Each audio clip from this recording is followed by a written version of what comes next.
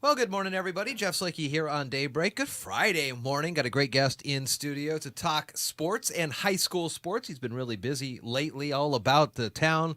Sean Wells, sports director. Good morning, sir. Morning, Jeff. How are you? I couldn't be better. I'm sitting with the two coolest people in radio, Jeff Slakey and Patrice Armand. Things can't be much better, right? I think the cooler factor is more on Patrice's end, but thank you for that for sure. You've been really busy lately. I know we got a lot of stuff to talk about, but first, that Travis Pastrana video. How about that one? You did a great job on that, and it was so cool to see that first-person footage of that race.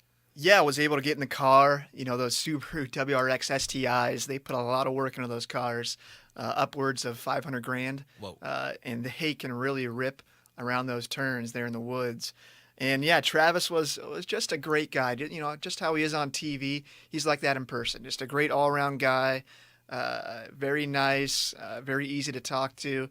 And what a great event to have in Shelton. Oh, yeah. That Olympus Rally was, and they're going to have that every year. And Travis said he hopes to come back, every year if he can, and try to knock off David Higgins from Wales. Yeah. Higgins took first place this year, and he's been coming to Shelton for a number of years now as well. So just a great event to have in the community. And yeah, what a fun video that was to make. And I'm glad people were able to see it and kind of see that, like you said, that firsthand experience, what it's like to be in that car.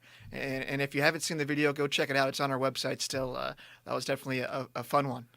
Golf, you have a video out this week on a couple of the kids in the Shelton Golf heading to state championships. That's right, Jeff. Yeah, two golfers this year heading over to Columbia Point Golf Club in Richland. That's where they're having the 3A state championships this year.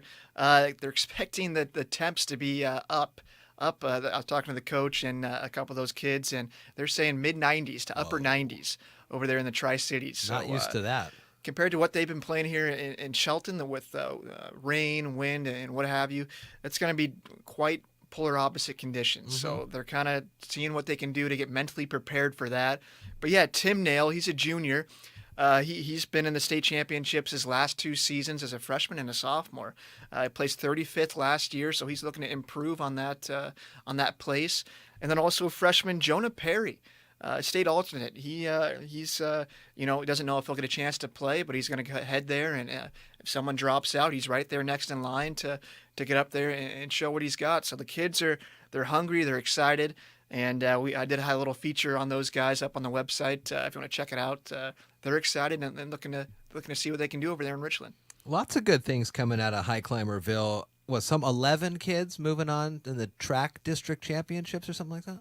Yeah. 11 kids qualified for the district playoffs that are this weekend in Sumner. Okay. They had that South Sound Track championship over here in Shelton, and yeah, the high climbers continue to impress as they've done all season. Cody Hall got first place in the javelin. He was a state participant last year, looking to make it back this year. Cody Simon had a personal record in the pole vault. 15 feet vault, Jeff. That's second all time now in Shelton school history. Wow. And I think he's now number 2 in the 3A state classification. So he is on a roll right now and could make some serious noise in the state championships. Have you ever done that pole vault? I haven't.